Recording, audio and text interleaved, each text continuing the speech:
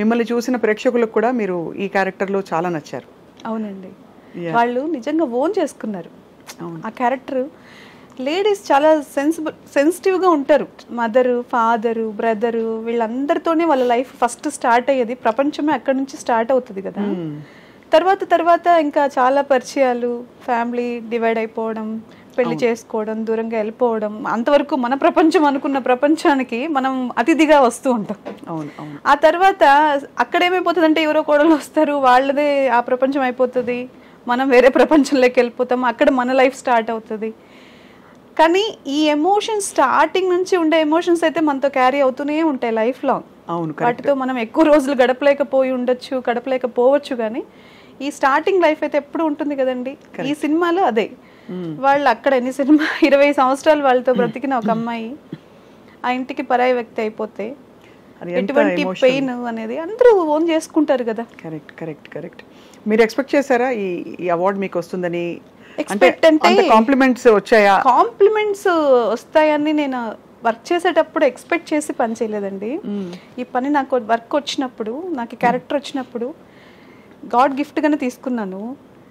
ఆ వర్క్ వాళ్ళు ఎలా చేయమంటే మనం ఎలా ఆ క్యారెక్టర్కి యాప్ట్ అవుతాము, ఎలాంటి డ్రెస్సులు వేసుకోవాలి, ఎలా మాట్లాడాలి, ఎలా కూర్చోవాలి, అన్నీ నేను వాళ్ళు చెప్పిందే కేర్ తీసుకున్నాను, పని చేశాను, సక్సెస్ అయింది, అంతే.